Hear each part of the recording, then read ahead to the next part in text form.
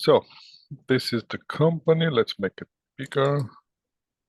Okay, this is the company now. Control Private Corporation. 10 by Scott and Andre, grocery store chain. Oh, that's your chain. Locally produced farm fresh foods. Having both previously worked on the nationwide grocery chains, so the unmet demand and offer their location in Toronto. Currently, FTY has 9 corporate-owned stores in Ontario. It also has 2 franchise stores in Ontario, both opened in 2020. Okay, both franchises are former managers of. Okay, that's that's a good thing. Scott and Antonia each own 50,000 of outstanding common shares. Scott is the Chief Executive Officer, Vice President, Finance and Real Estate. Now, the board of directors, which met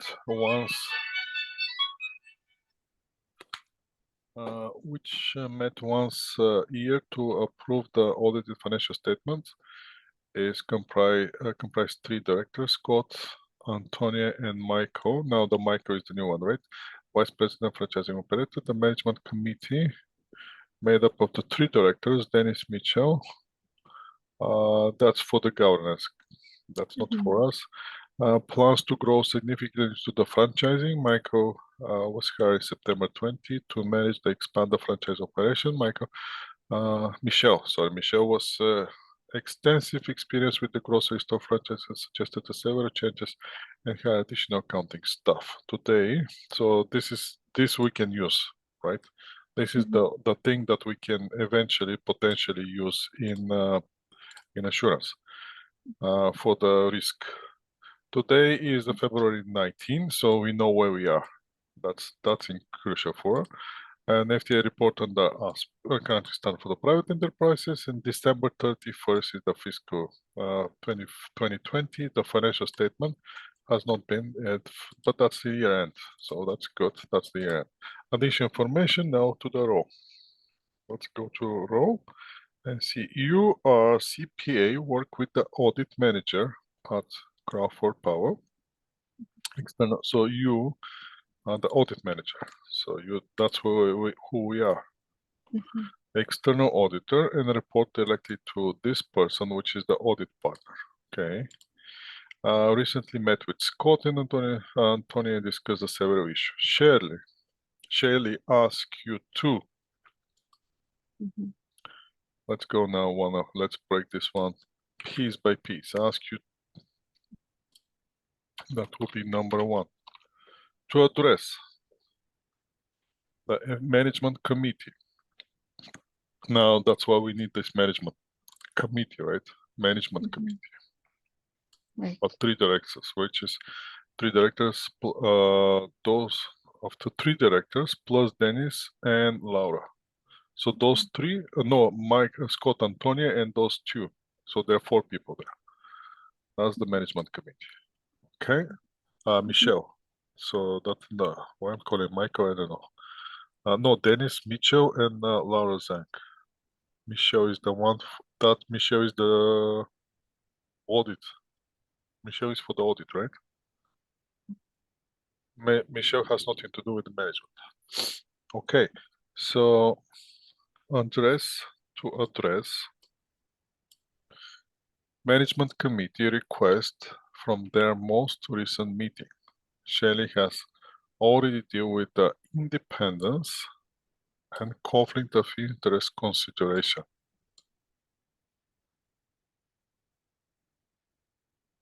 Deal with any independence and conflict of interest consideration.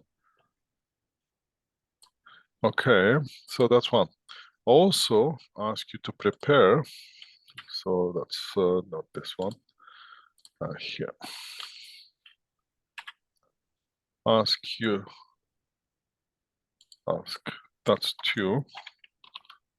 To prepare audit plan 2020 years audit. That's one thing. and the audit procedures, that's 2.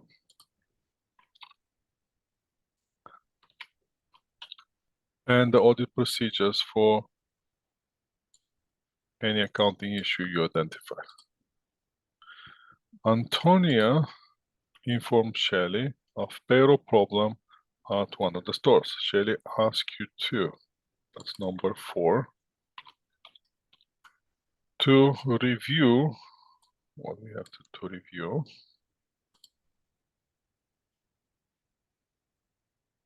So here, how you should read, so here, I was missing the action verb, but I ask you to prepare. This is the thing, the prepare. The audit financial planning. Here is to action verb is to address. And that prepares obviously, and to prepare the audit procedures for the upcoming issue, right? So basically I can easily copy here, this one, Control C and Control V, and italize it because it's not on the case, but that's how you should to read it. Okay. Right? So then we have to review. Okay, that's the action verb here, to store summary wage report. That's the first thing we have to review. A wage report. And then that's number 5 here. And recommend. That's the action verb. Audit procedure that should be performed. Yeah. Okay. Perform on any significant changes during the year and any anomalies you identify. In early 2020, signed a new lease agreement with SMT Enterprises, and it's for 3 stores. The agreement resulted in independent verification of the annual statement of gross sales, which Antonia has asked Crawford to provide. Shirley asks you to. That's number 6 here. Yeah. 2, what's the action verb? To discuss the various report options. That's what we have available for this engagement. One thing. And to discuss now again. This one is not here, but we just naturally assuming it's here. Right, and analyze it again so we can get it. That's number 7. To discuss the procedures that will need to be performed for the recommended report. So once the option of the report, and what's the procedures on the report. In 2020, install self-checkouts in the 3 stores. As the systems are new, Shirley wants you to, that's another thing. Here, she wants you to, that's number 8 now. And assess, that's what we have to do. That's our action verb. The related internal control weakness and so now let's not missing this and. That's number 9 here. 9. Or recommend the improvements. That's why I want you to. When you go to the exam, since you're starting with the euro first, that's where you're most focused, and that's where you're not missing anything. Okay. Because as you can see, reading fast these sentences, you can easily miss something. Right? Has prepared a disclosure document for potential franchises, which will include audit financial statements. FC ask you to, for consent to include audit report in the disclosure document asked. So here, there's no action verb here. It's ask, but we still have to do that. Consent to include Crawford audit report in the disclosure document. Given that the Crawford will be associated with the disclosure document, Shelley asks you 2. That will be our 11. Ask, it has to consent to include cover. Now, because of that, actually, because of 10, that's not actually 10. That's like a 10. Let's go with 10A here. That will be proper. Now, because that's the action verb. So now we have to perform appropriate audit procedure on the document. Which document? This is the disclosure document. And they're missing here 2. If I was the case writer, I'm gonna put 2 discuss. What additional information? So perform additional audit procedures and discuss additional information to perform the procedures. In addition to the common appendixes 1 to 5 information, okay. So pretty much that's it. So we have 10 things. We identified, identification of 10. Now let's see if that 10 actually is gonna do the work. Yeah. Let me see what the answer is. Assurance role. That's appendixes for the answer. Marking that common. That's the common. And assurance row, it's page 130 on this report. Let's go to that page 130 and see what's waiting for us there. So, first thing, discuss the risk assessment for 2020 audit. Address the request for their most recent meeting, prepare audit plan, address independence, risk assessment, audit plan. So to discuss the risk assessment 2020, where this one gonna come? To address, probably from here, ask you to management committee request their most recent, to address management committee request. Shelley has already dealt with the independence and conflict of interest. So probably audit. here, yeah, probably here will be something that might come. Let's see the next one. Candidate discuss audit approach and materiality 2020 audit plan. That's part of the audit plan, right? Yeah. Now, once we do that, audit approach and materiality, performance materiality, then we have to go to the audit procedures for the accounting issues. So now we're in the track. Okay. Then what next one? Candidate review the summary wage report and recommend audit procedures. Okay, to review summary wage report and recommend audit procedures. Okay, we get this one. So that will be assessment opportunity. That will be was 9, right? 9. Let's see. Let's go back. That's 9. On the performance materiality, that's part of the report. That's number 8. Assessment opportunity 9. That's part of assessment opportunity 8. And I expect that the assessment opportunity 7 to come from here somewhere. But let's see if that's actually the case. Let's after that, we're going to check the answers and see, are they actually drawing the information from this part, or what exactly they come up with that answer. So, okay, so that will be assessment opportunity 10. And now moving to 11. Audit approach, that was the audit procedures.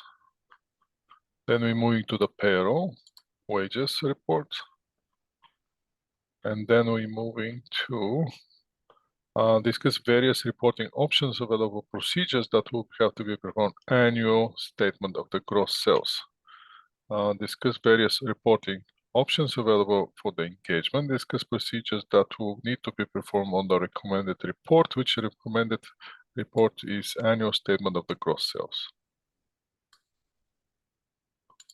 Right, that's our assessment procedure. So various reporting options and procedures. That's your assessment opportunity. 11 right there.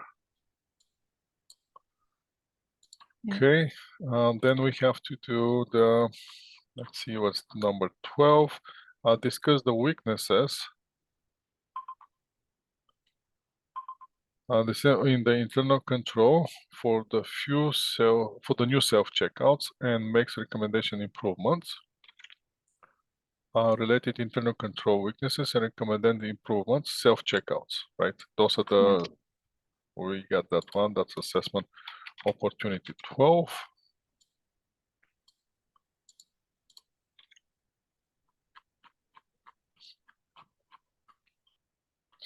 The next one is the candidate documents and perform the audit work required to respect to the information presented disclosure document. Consent included audit report disclosure document, perform appropriate audit procedures, perform the audit work required, and to discuss the additional information that need to be performed and procedures to perform the procedure. Appropriate procedures and information need to be performed the procedures. That assessment opportunity 13. And now let's see if they come up with something else. That's where they end up, because that's what we get. This is our last one that we get, and that's the end. Okay, so at least we're seeing what they want, right? Yeah. That's a good thing. Mhm. Now let's see how can we get those one and get the idea why they come up with this one. That's performance management appendix. No, that's not what we want. So now where are we going from here? Let's see which are the common. Is there any in the common that we need to solve before we do anything with our stuff? That would be the thing, right? Yeah. 108, on page 108 will be the common. Candidate discuss accounting treatments for the investment LOB. Maybe we should go to the case now and check the case. So where are we going with the case now? Appendixes. Which appendixes will be? So if you don't have this one printed, I already have it. So you don't have to worry about this. Oh, okay. Don't worry about this. I have all the things printed for you. Okay. Waiting.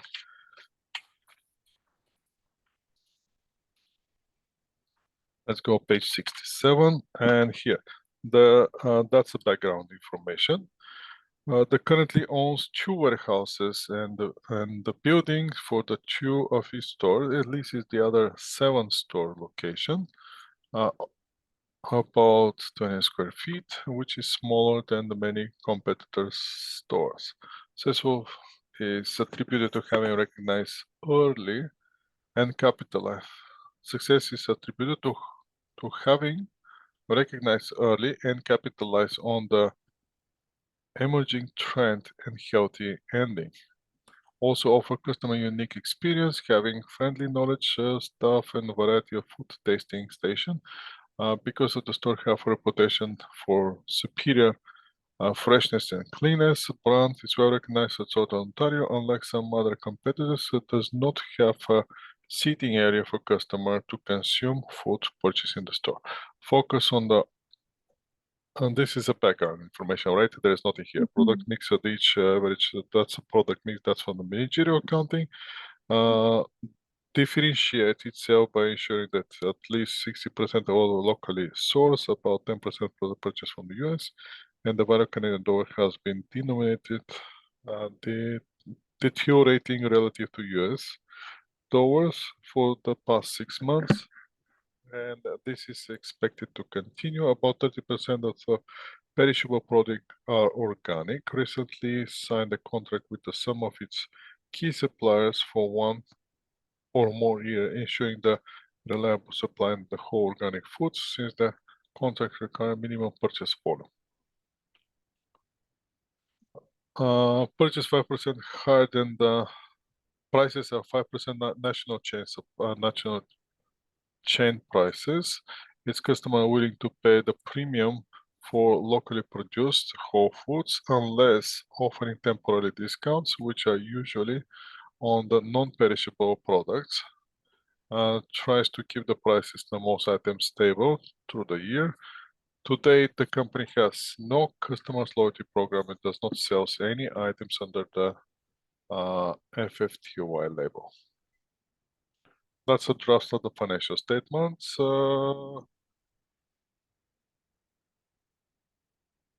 Anything, they generating income. Yeah, you know what? There was a once I was when I was doing the facilitating, one of the students on the finance course, which she said, she commented, income tax double. We have to investigate from where that increase in the income taxes came from. What's to investigate? Your income before taxes double.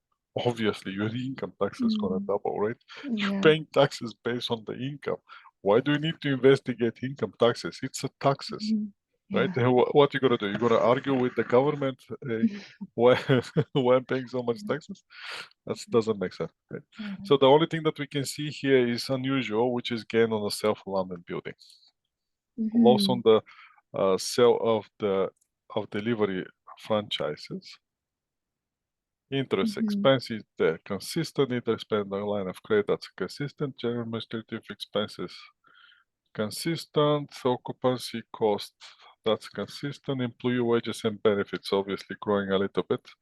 That's not a problem. Amortization slowing down, that means the assets going down. The value of the assets going down. Sales, you understand this, right? Yeah, we're just seeing the trend. Right. You normally you would expect this number to go down every year if they're not updating the assets, right? The only reason this amortization to go up is if they make a capital purchases. But as you can see, they're selling actually a lot in buildings. So let's see what stays on the balance sheet.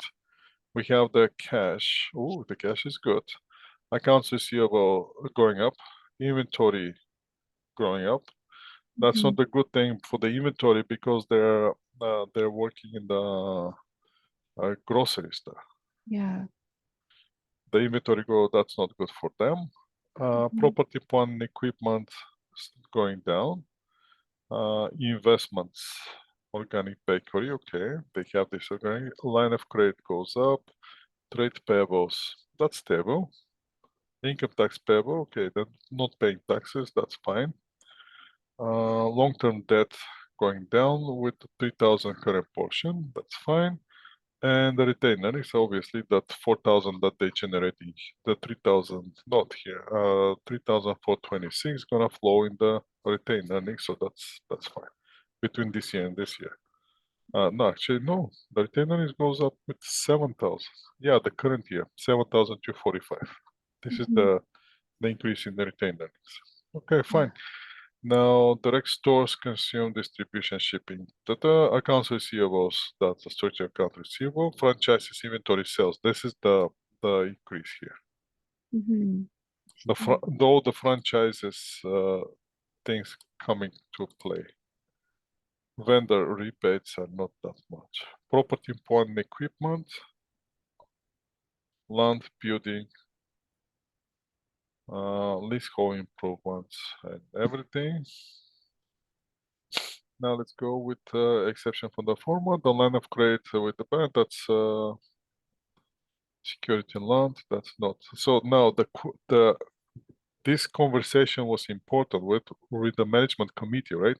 Because the first assessment opportunity was doing exactly with this. That, as I remember, There's the Word document that we identify. Where was it here? This Word document surely asks you to address FFTY Management Committee requests from their most recent meeting. Yeah.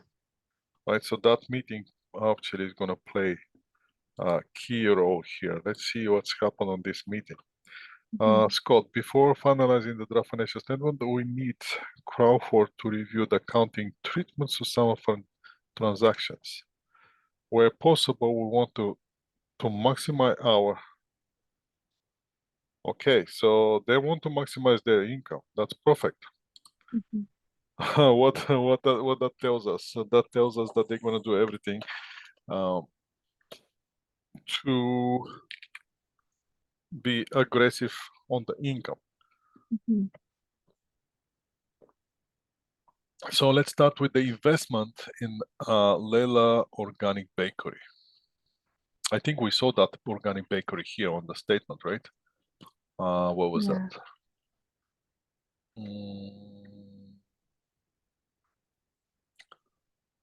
Lewa, investment in Lewa Organic Bakery.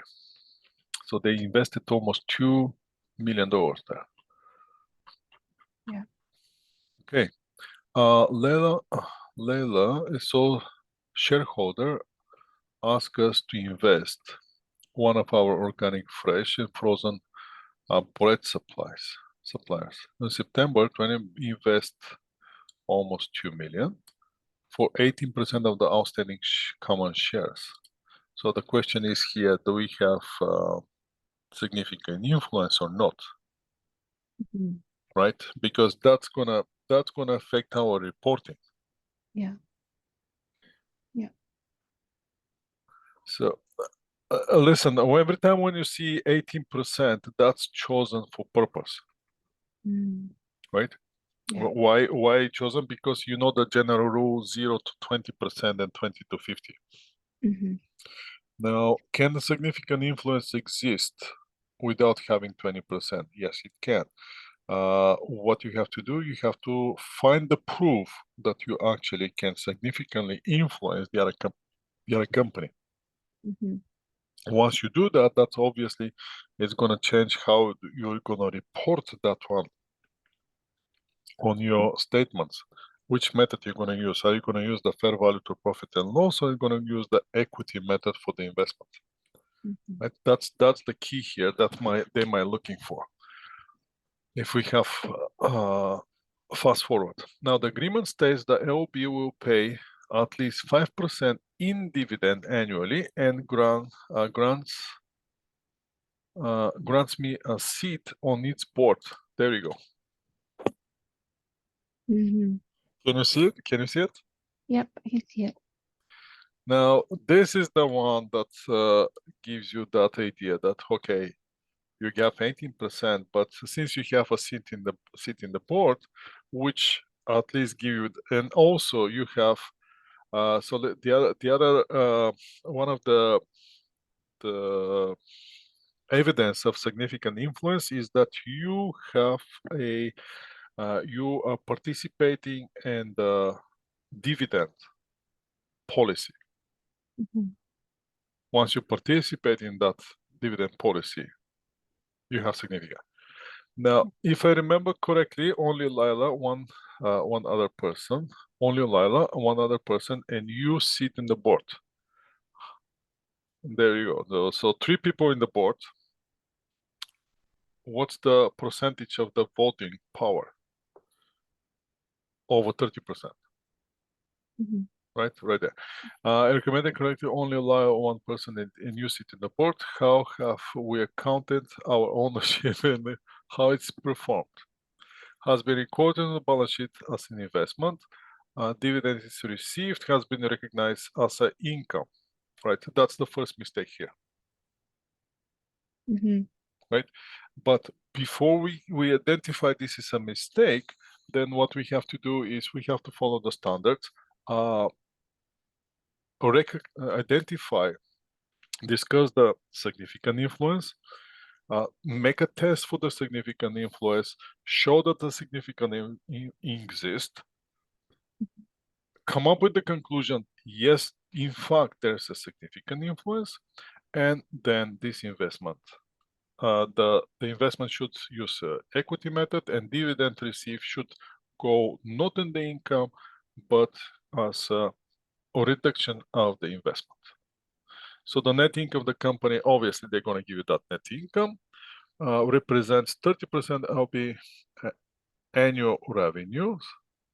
At the end of December, there was no inventory from LB on hand. Do you understand why they give you this information?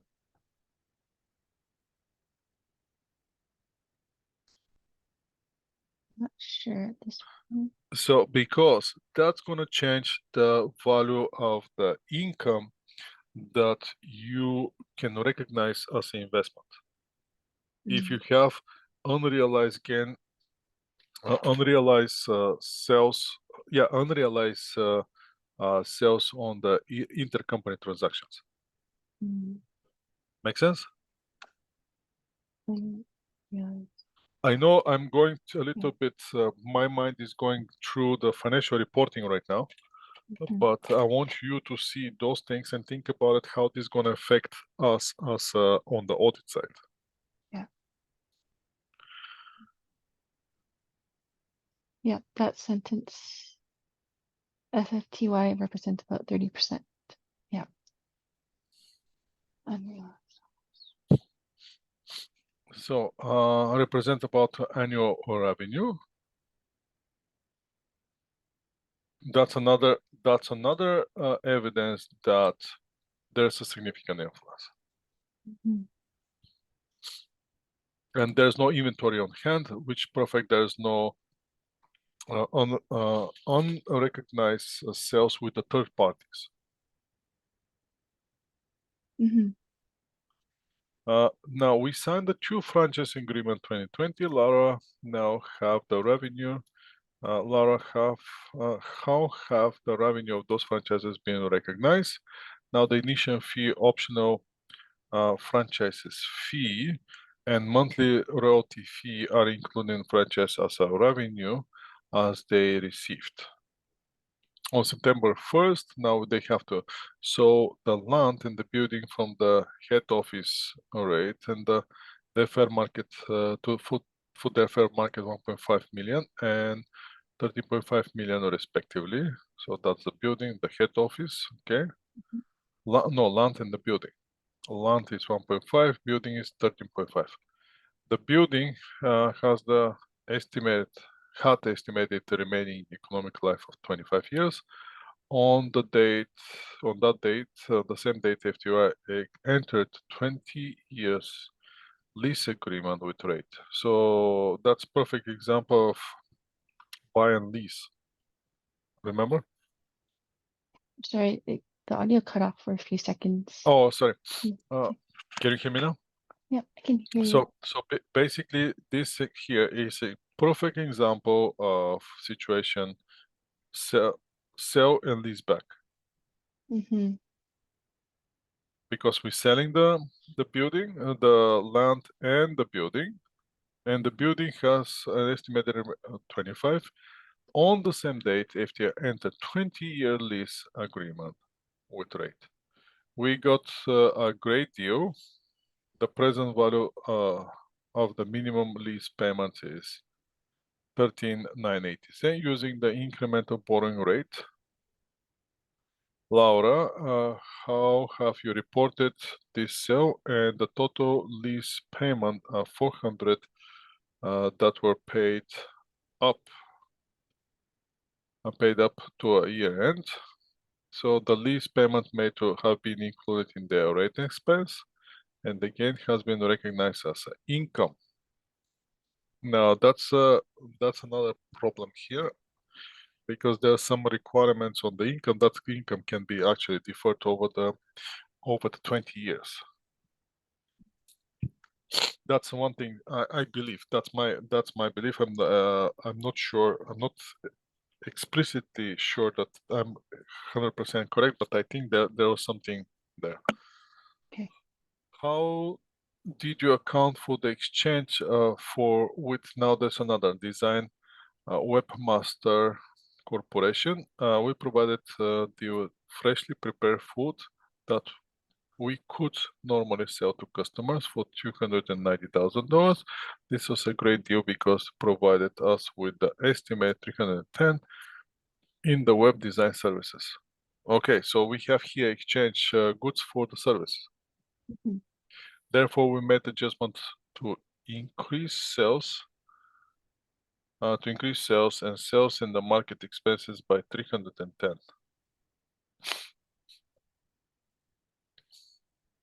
Now we have to see if this has a commercial substance, Yeah. and based on that, we're gonna see which value is gonna apply. So let's discuss our proposal for selling organic wines. I gathered information of selling prices, cost of exhibit 5. Graph will help us to determine the break-even number of the bottles. That's managerial accounting. You comfortable with this break-even bottles to be sold? Pretty comfortable. Yeah. Okay, you should be. You're on that area. How is the 20 operating plan coming along? We had employee Jim prepare some charts and graph to help identify relevant consideration for the year's plan. Sounds like a good start. Let's ask Crawford to look in the Jimmy summary, analyze the data, provide us with the recommendation that have improved the operating in profit. Now the franchise information, this is the agreement which is not expected to change in the next few years for the 10 years franchise fee. Those are the fee.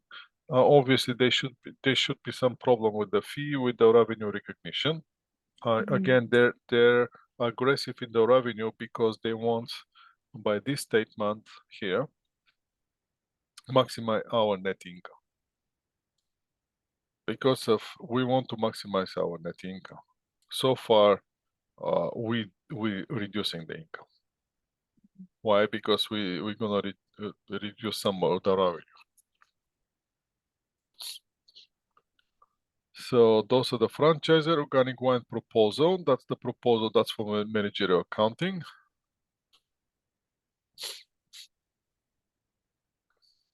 Shipping, distribution cost, and everything here that we need. Operational plan, relevant information. That's the operational plan. What's profitability and everything. Okay, that's a chart.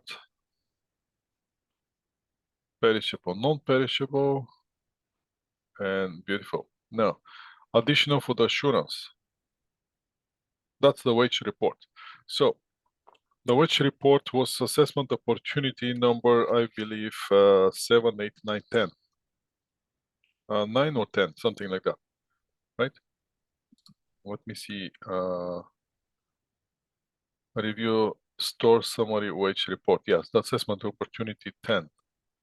So before that, we have to deal with the 7, 8, and 9. Let's go because this is the appendix for the one of the assessment opportunity directly. This is the self-checkouts process.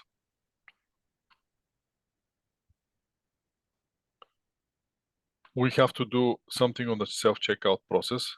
That's assessment opportunity 11. Still self-check process. Disclosure documents for potential franchises on the sales. That one's a different assessment opportunity, and that's about it. Yeah. So we don't have much additional information here, actually. So in terms of the additional information, that's not very heavy kind of case, I would say. Okay, let's go now to the solution, and let's see, follow the solution and see what we can get from there.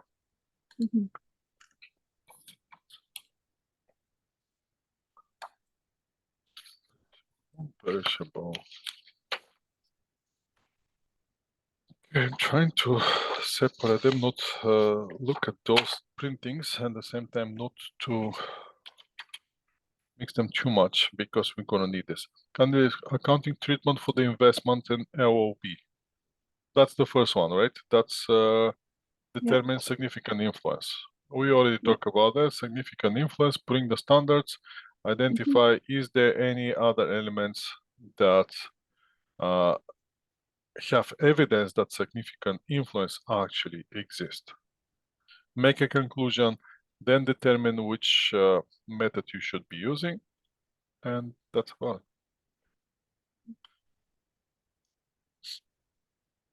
They're using the cost method. We should use the equity method. Explain the equity. Oh, they're going very extensive here. Recommend. Has started investment in LOB. Therefore, we recommend to use the equity method in accounting. Okay, they come up with the equity. Dividend is the reducing the investment, and the income from the company is going to flow to the increase the investment. Okay, that's with that one.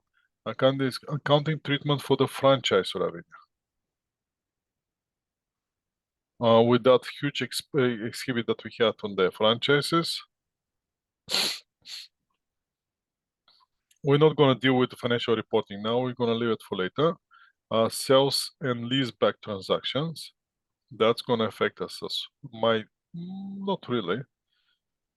You're doing the test. So the one thing is there's a difference between the international financial reporting standards and accounting standards for the private enterprises in terms of the leases. Mhm. I don't know if you know, but that's one thing that, but again, let's leave it for financial reporting when we start dealing with the financial reporting only. Okay. That will be the accounting treatment for the non-monetary transactions. We saw that non-monetary transaction exchange in the value. Here we're going to the break-even, quantitative, qualitative analysis. And then we're going to the summary of the provide recommendation for the operating profits based on the charts that we saw. Yeah. And that's the common thing. Yeah. So now let's go to our. Mhm. We have asked that audit plan be prepared. This includes assessment of the risk, material misstatement, financial statements. So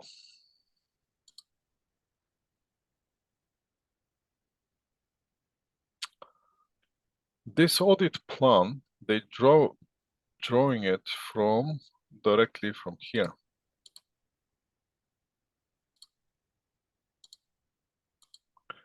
This is where they're going for the audit plan. Mhm.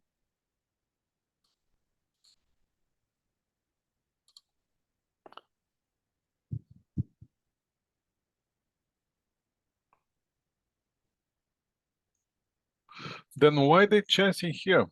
Ask you to address the management committee request on the most recent meeting. I guess Is that related to the common? it's, You think so? Yeah, it might be. And Yeah. then moving to those one. Let's keep going here and see what we're gonna get to this from this answer. What else? What they want from the answers? Audit plan. This includes assessment of the risk, material misstatement in the financial statement. Now, the risk of material misstatement financial statement level including the following. Okay, so you're not throwing any technical knowledge here. Do you see? Mhm. You going directly to the case facts and saying, is this increase the risk or that reduce the risk? How they say increase the risk, increase the risk, increase the risk. As we're not this increase the risk. This is increase the risk. This increase the risk. Mhm. Increase the risk. Increase the risk. And the last two decreasing the risk. So there are two ways you to do this part. Either you're preparing for the two sections. One is related to increased risk, the other is related to the decrease of the risk. However, always keep in mind that even though you see the problem with the risk, you should be able to see the problem with the reduction of the risk as well. Mm-hmm. To some extent, we're seeing a repetition now in the 2023 and this one, correct? Yeah. They were doing exactly the same assessment of the current situation. And the only thing that we have to stay away here is the independence and those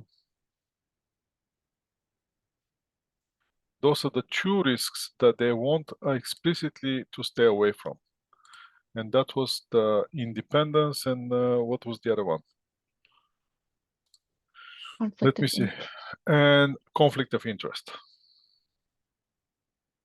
Those we're not discussing. Let's see now specifically. Scott indicated wants to maximize the profit possible. We already saw that one, right? Yeah. Hire additional accounting staff. That not familiar with them, therefore, board of directors met only once a year. There have been several new transactions during the year, investments, franchise, sales leaseback, non-monetary transactions. Okay, has recently changed the revenue model to include the franchising and planning to expand this model for the coming year. I want to expand. So the question is up to this point. 1, 2, 3, 4. Is it clear for you that those things you can draw them from the case? Let me just quickly read it. Right? We're talking I about think here it's clear. maximizing the profit. That comes Yeah. from the conversation, Mm-hmm. right? We once we're reading that conversation, we already said, okay, that's there you go, that's right there. Mm-hmm. Additional accounting staff, board of director. I haven't noticed that one though. That the board of director meet only once a year. So Yeah. that gives us idea, and that give you, please make yourself a note to read the question information when you're reading the basic information, to have in mind where you are, what is your role, and do you have to do something with it? Which brings us to another interesting point. So listen this. That brings us to another interesting point. In the future, and maybe we should implement this approach next time when we're doing the case. Mm-hmm. Shall we start first the requirements? Could you repeat that? Sorry. So the question is, shall we start first with the requirements? Mm.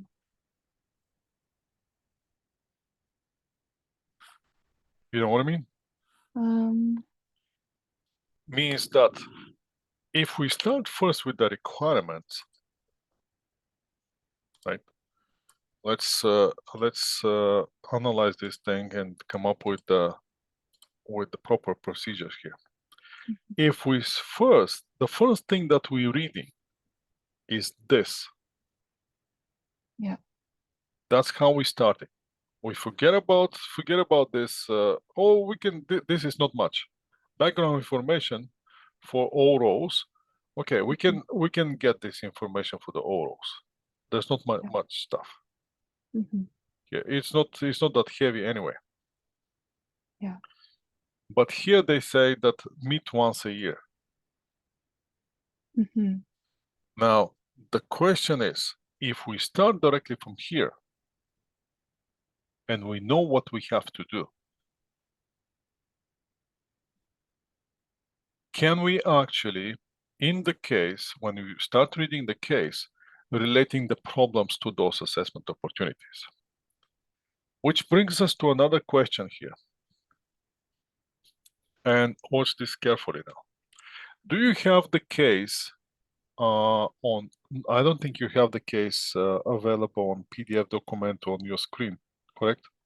Not right now. No, not this case, on the for the exam, test. on the exam. No, we don't. No. Yeah. So then what I want you to do is start this. Once you identify it, what I want you to do is on your answer, let's say here, once we go to 2 or 3 more cases, then you can easily start doing this. Let me share my screen again, because I'm opening new Word document. That's what I'm doing. I'm opening new Word document, and on that new Word document, what you can do is pretend that we are on the exam. Pretend that we are on the exam. I can easily prepare audit planning for the year end and prepare audit procedure for any accounting issues identified. And once I have this, right? Once I have this, I can on the Word document, and once you put all the requirements on the assessment opportunity that you identify through the requirements on assurance, you're going to have a template of what you have to discuss, right in your screen. Yeah. Right. So then you can go back to the case, which is on the paper. And every time when you see you're looking the screen is one source for you to see what do you need to discuss. And the case is the one that dragging the information from. So every time when you see to prepare audit plan, okay, I have to do this audit plan, so I have to assess the risk. Anything that related to the risk, now you can right away type it. Because those risks, as you can see, they're coming from different points. Yeah. Different points on the case. Yeah. All right. So using this technique, having the outline of the case of the report that you have to write directly on the Word document, not on the separate spreadsheet. I see. You know what I mean? Yeah, that would be really useful. So, and then you have to just fill the information. Yeah. Yeah. Okay. I have to make a template. Yes. But in order to make the template, first you have to go directly to the audit requirements.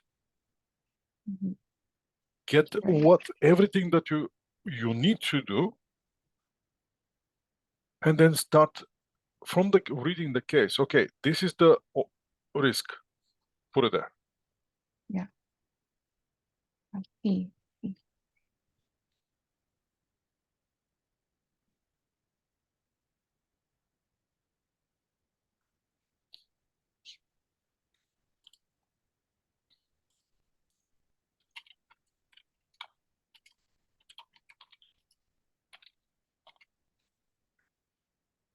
Make sense?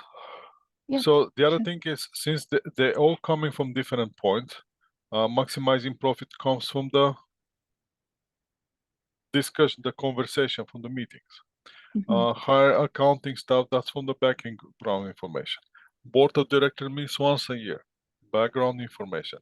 Several new transactions, that's indirectly comes from the meeting. Yeah.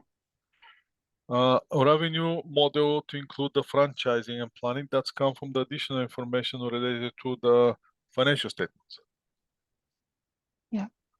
Expand through franchising, that's come from the meeting. So you see the franchises here, you have it on the so far three times. Yeah. 3 times.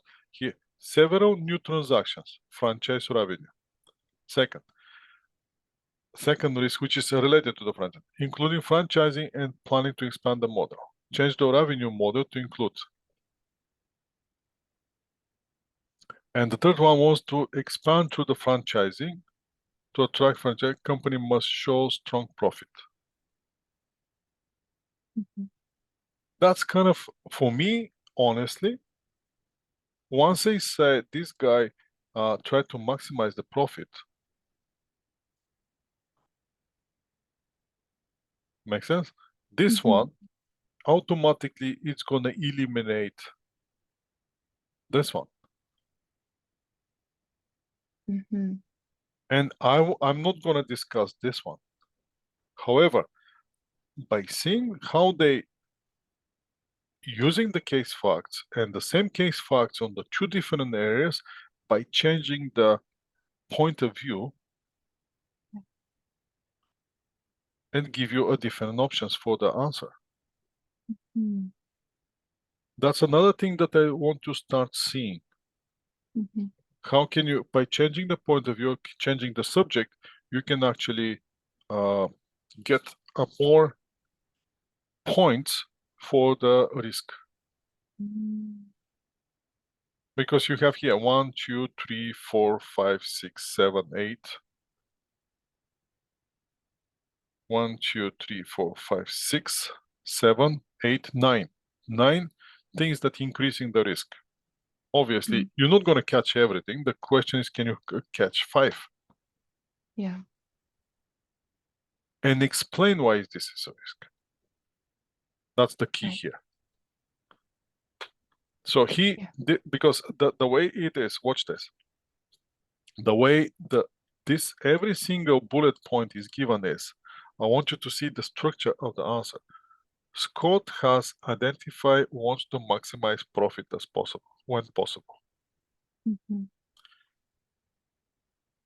This is exactly a repetition from the case facts. Yeah. Now, this is where you come as the owner seems highly motivated to present good financial performance and may manipulate the financial statements in order to do so. Now, this is not on the case fact. Mm-hmm. So technically, this is your discussion. Yeah. And how the paragraph finish? This increase the risk, which is the conclusion. Mm-hmm. Mm. So do you understand do you see the three elements here? Yeah. The case facts. Identify, Yeah. discuss, conclude. Right. That's what they want. That's what they want to see. I see.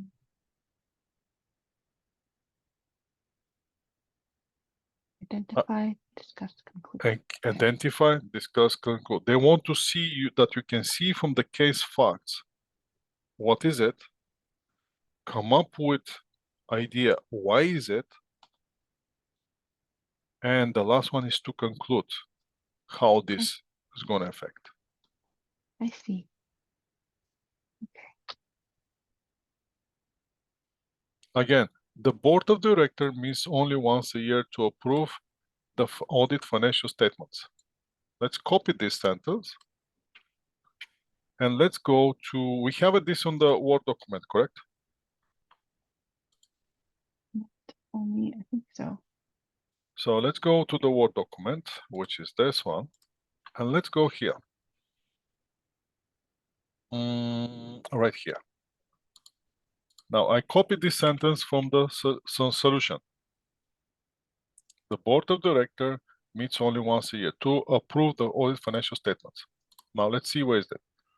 The board of directors, which meets once a year to approve the audit financial statement. There you go. Copy.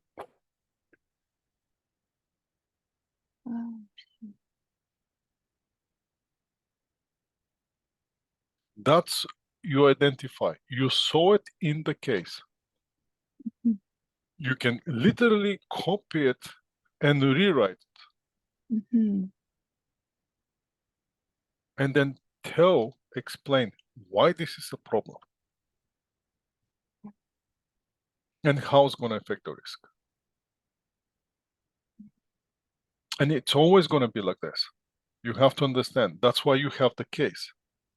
So you can draw the facts from the case, analyze the facts from the case, from your perspective, and conclude what should they do. Mm-hmm. I see. Okay. Let's go to the next one.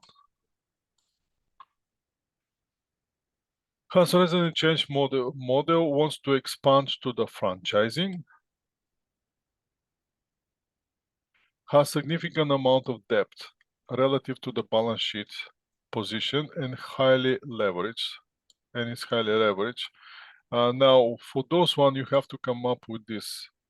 It's a case fact, but you have to draw it from the financial statements, obviously. Some control risks is noted on the area of the payroll and revenue self-checkouts, which are, again, part of the, you can draw this one from the requirements for the audit or from the case itself.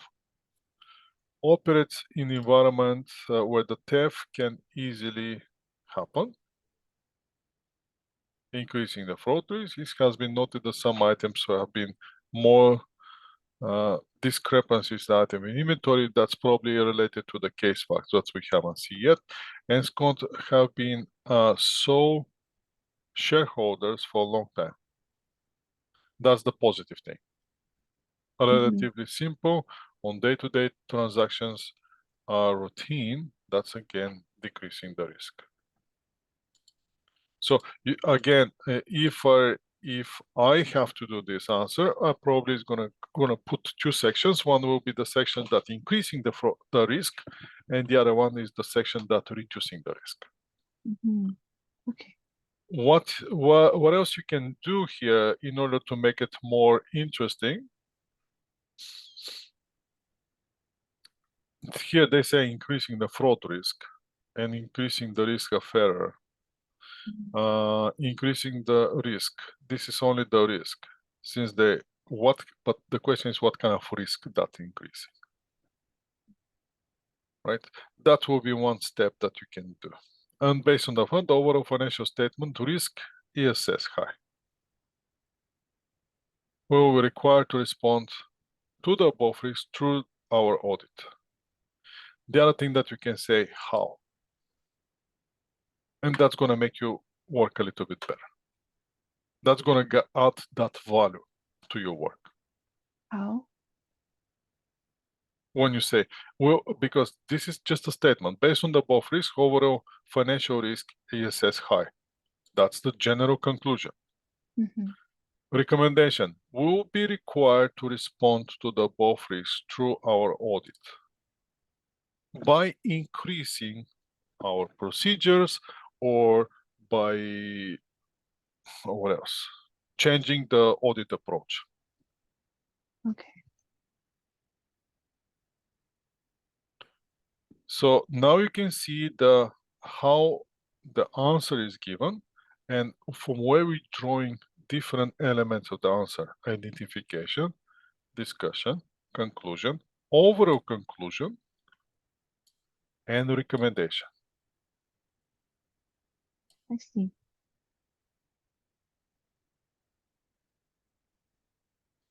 And we're done. Now the candidate audit approach and materiality.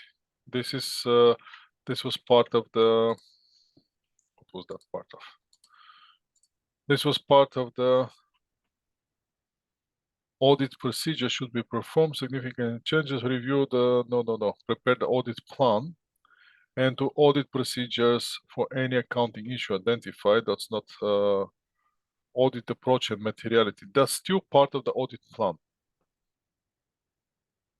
Yeah. Right. So on the audit plan, since you're not audit person, we have to make a note. First, risk. Second, approach. Third, materiality, which is part of the audit plan. Is it going to be a mistake if on one place, I mean, obviously the report will be one place. Make sense? The report will be now, as long as you're talking about those things, you're going to get your points. Okay. Make sense? Yeah, makes sense. So how are you going to label each section? Is it going to be okay, first will be the audit plan prepared, including assessment of the risk, material misstatement, and of the material misstatement, first including the this, and the second is the preparation of audit plan includes consideration of the audit approach to take and materiality. So because you have to do this audit plan. On the audit plan, remember risk assessment. Every time when you see increase the risk, you have to see reduction of the risk. There's always going to be something that shows you the opposite, right? Make that kind of adjustment in your head. And let's go now to the audit plan, audit approach. There's several factors to consider related to the audit approach. It's a grocery store. So now here, what we're doing here, we're drawing case facts. Now the overall, this is our conclusion. Overall, this indicates that, no, that's part of the analysis here. Not conclusion yet, part of the analysis. This indicates that combined approach should be used, if possible, to reduce the amount of the substantive testing required. We should identify control over the major business cycles, such as sales, purchases, assets, and assets, the design and implementation of those control. If those control appropriate design and implemented, we could consider performing control tests.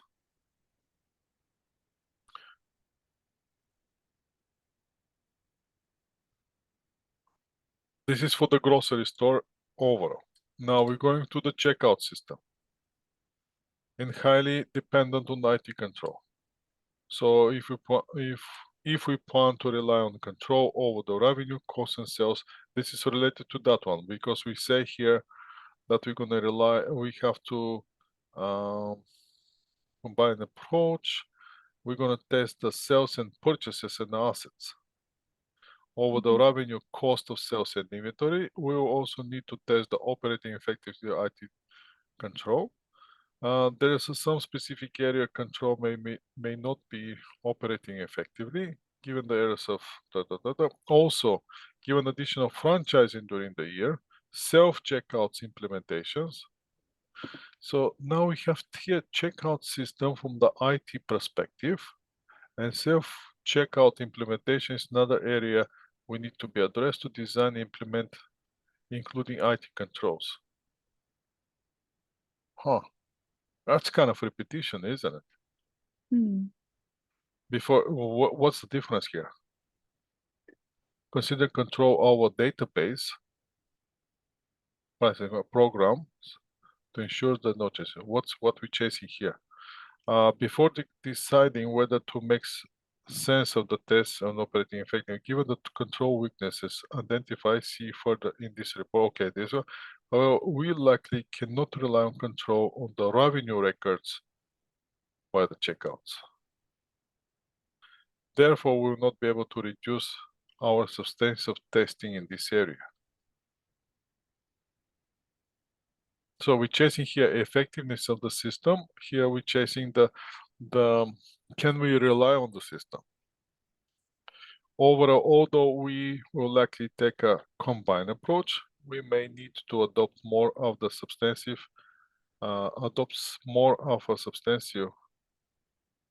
approach for those areas which control are not operating effectively. So we can have different approaches. That's what we can draw from this all this page. Yeah. Combined approach with substantive approach in the areas where the control is high. Risk is high. Means the control doesn't operate effectively. So the question is, can you come up with those things? I know you're gonna say yes, but the thing is, you have to find the trigger points in the case that's gonna drive you to this. Yeah. I have to get better at finding those trigger points. Right. So that's why I find that this analyzing and going back and forth answer with the case. It's, I don't know. Do you feel that helps you? I think so, a lot. because yeah, going back to the case and going back to the answer and then finding where I can find the answer in the case. Because at some point we're gonna eliminate the answer Mm-hmm. and we're gonna rely only on the case. Yeah. But at that point when we do that, I'm hoping that you're gonna be able to start seeing those things in the case. Yeah. The same way that right now we're seeing easily we can see the assessment opportunities. Mm-hmm. Materiality, we're going to the materiality. You draw some of the standards. First, who are the users? Always identify the users. Mm-hmm. Because the materiality is for the users. Right. And come up with some materiality. 5% is recommended. Come up with that. Then do the performance materiality, which is for the audit purposes. Mm-hmm.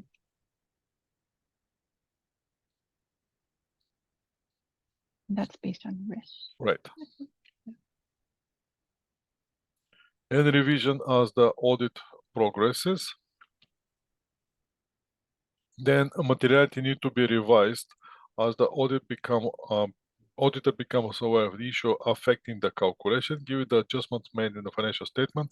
The new materiality based on the revised financial statement is as follow. Or rounded, performance materiality will need to be adjusted to be of 163 rounded. 276. So they're reducing from 276 with $4,000, which is not much. So what's gonna happen? So they drawing this one from the mistakes that they found with the actually not that's after you make adjustments. Yeah. That's after you make adjustments, that's why you come up with the this materiality, right? Can you get your points if you don't do this? I would Maybe. say you could. Mm. Let's see. You should be able to get your RC without doing this.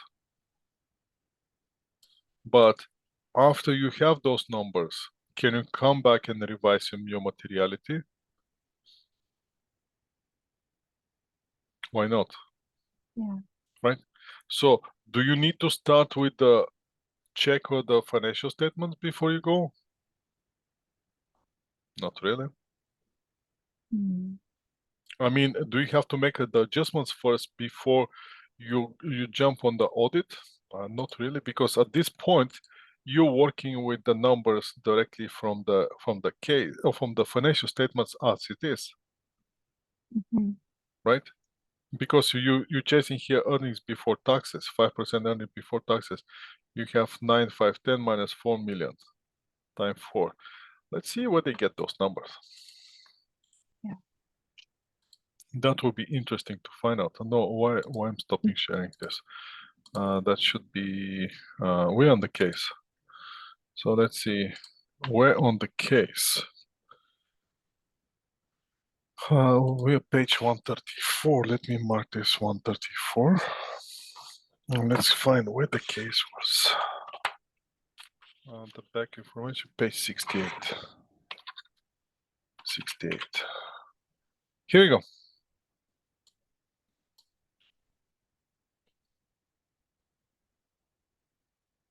Right?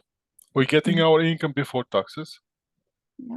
We're eliminating the gain, the 4,000. And that's how we come up to page 134. That's exactly what we're doing. Can you see it? Mm-hmm. Yeah, I can see it. So do you need to do the adjustments before this discussion? I guess not. It's right here. You don't have to.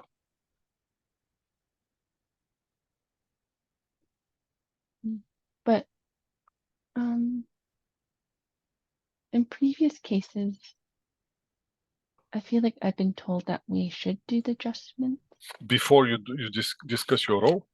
before we calculate, yeah, materiality. Well, yeah, but which one is easy? But The question now the question Mhm. is, what's important for you? To show them depth in your role. Mhm.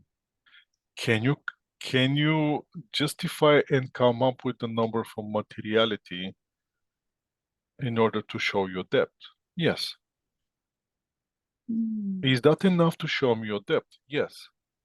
Now, what exactly is the number of materiality? Is that showing me your depth? What if you make a mistake $2,000 or $3,000? I'm not gonna say she's not competent. Mm. Make sense? That's why Yeah. you have this revision of the audit as the audit progress. This is after. Because in the beginning of the, so listen to this, you're doing the materiality, auto assessment of materiality, once you see the first financial statement, Mm. you don't know is there a mistake or not. And you're assessing the materiality before you start the audit. This is part of your audit plan, Right. right? Once you progress to the audit, you start seeing mistakes, But we're here on the planning stage, I see. right? Yeah. Once through the audit, you come up with the adjustment entries, then you can add this part. Based on the this and this and this, since we become materiality needs to be revised as the auditor become aware of the issue affecting calculations. Right. Right. So even if you stop right here, Mhm. you're still gonna get your marks. Mm. Because this calculation here, without this statement, without this part, without having this part, I cannot say that you are NC. Mhm. Make sense? Yeah. But I might just be RC. Well, RC is pass, my dear. Mm. And it's gonna be questionable. Is it gonna be RC or is it gonna be C? Mm. Because you're most likely leaning towards C. I This see. one's gonna give you that plus. Mm. That's what I want you to realize here. Okay. That makes sense. Okay, let's go to the next one. Discuss now, we're going to the audit procedures. Since we identified the approach, materiality, risk audit approach, now we have to do the procedures. Okay. And then we're going for the following audit procedures are related to the specific accounting issues that happened in 2020. Now we're chasing those issues that happen. Yeah. We should existence, rights and obligation, accuracy. We should examine the purchase agreement of the purchase amount, the fact of the ownership, and now we're going to the same procedures. What that means is you have to become very good on the procedures. Yeah. Once you see the problems, you just come up with the procedures. Mhm. That's where you have to excel. So this has to become a natural for you. Right. Yeah, I have to work on this Right. being more natural. So what I suggest you to do here is find the from the cases, get the issue. What's the problem?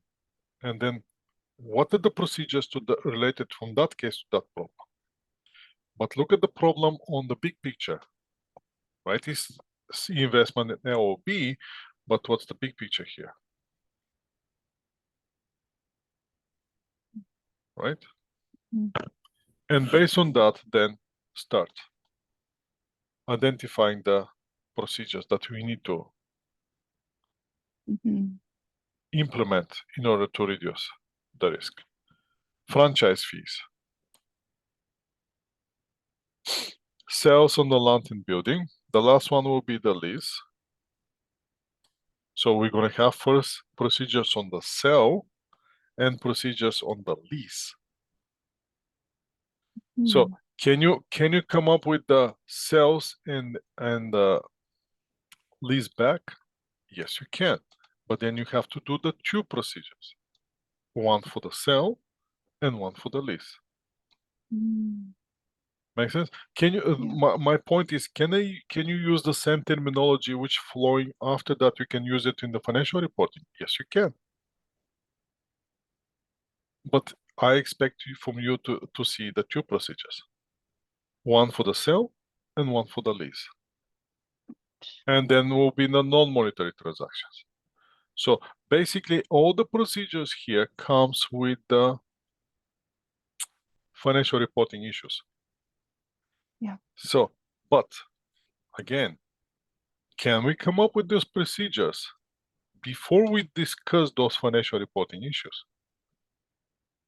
Yes. Yes. Yep. Make sense? Yep.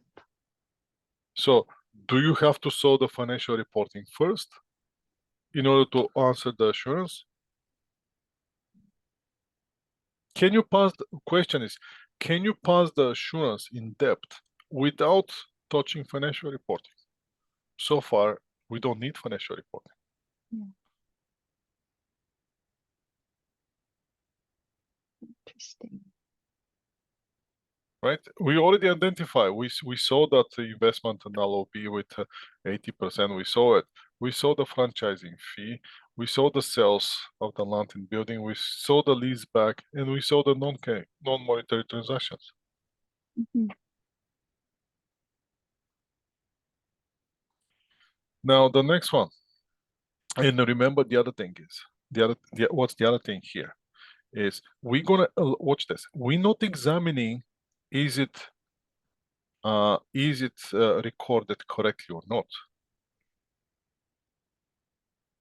We're not questioning in our audit here, on our audit procedures, because we are on the audit procedures here. Make sense? On the audit procedures, we're not questioning, is this journal entry correct or not correct? We're chasing to find, is this amount correct? Which amount? Mm. The amount that they say for the value of the freshly prepared goods. And what's the other amount? That they, for the similar design services. We're not questioning here which amount should be used. Mhm. Why? Because again, we are not in the company yet. We're just seeing the initial information from the meetings, from this and from this. And based on that information, this is part of our audit plan. Make Mhm. sense? Yeah. And audit procedures for the audit plan for the 2020. Once we find a mistake, once we identify there's a mistake, once we're correcting the mistake, then we can talk about effect on those mistakes on our work. But we already working. You know what I mean? What was the last thing you said? But once we do all those changes to journal entry, then we can see how this is going to affect our audit work. But the problem is that we are already in audit, Right. right? We are doing the audit. So on the planning side, we might expect to see mistakes. Mhm. That's why we're going with this substantive substantive approach here,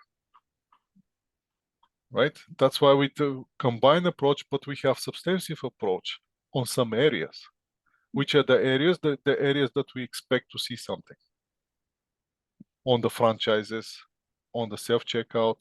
You can patrol here on the any of the possible control failure on the payroll. Mhm. So those are the one that we. So now the audit procedures, the audit procedure related specific accounting issues. That's explicitly communicated to us in the requirements. That's why we're focusing on those ones. Let me share my screen. Okay. So here, the prepare audit report. Audit plan. Which audit plan again? Risk assessment, audit approach, materiality, and to prepare audit procedures for any accounting issue identified. That's why we're not doing here, as you saw, we're not doing audit procedures on the areas that we identify the audit approach. Make sense? You're not doing procedures on the Procedures areas. on the areas that we identify here on our audit approach. Because if you look at now on the case, let's go back to case. Watch this. In the audit approach, here on the audit approach and the things that changing our approach, we're not talking about here on the front, what was that? Sales and lease back. Mm. We're not talking about, what was the last one? Investment in mob. Or non-monetary transactions, right? Those are not discussed here. Mhm. We're trying to find from the case and the case facts that we have, what's going to change our audit approach. And based on what we should change our audit approach for substantive to from the combined to the substantive. Mhm. And once they explicitly ask us for the procedures related to the specific accounting issues, we're just focusing on those accounting issues and those accounting issues only, nothing Mhm. else.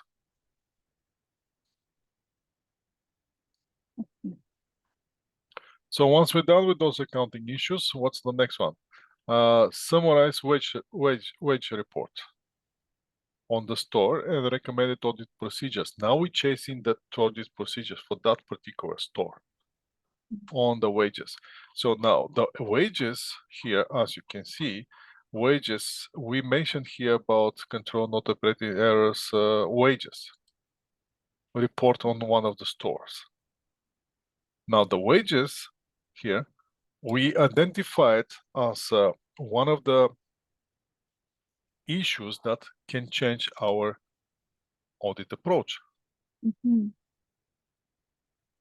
And later on, they explicitly ask us to come up with the procedures for that particular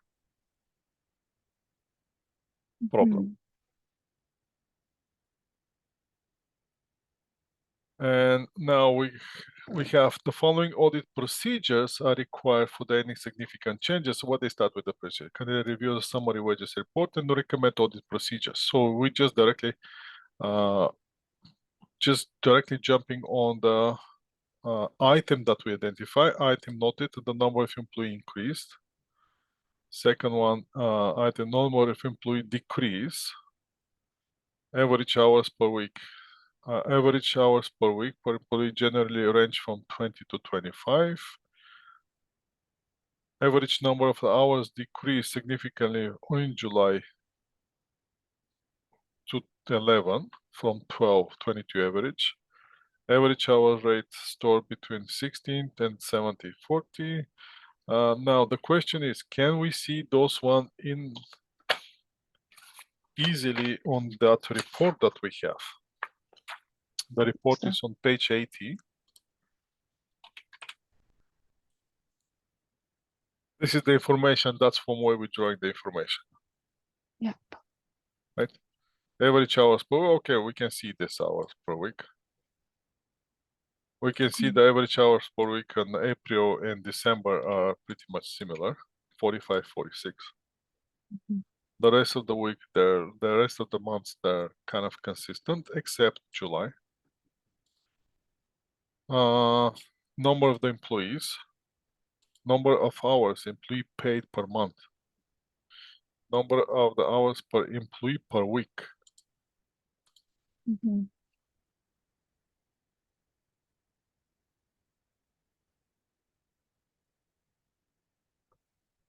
Right, we can see those one, 1650. This is the lowest. In June, we pay the average pay, hourly pay per employee. Mhm. And in August, it's a way lower, 14. Mhm.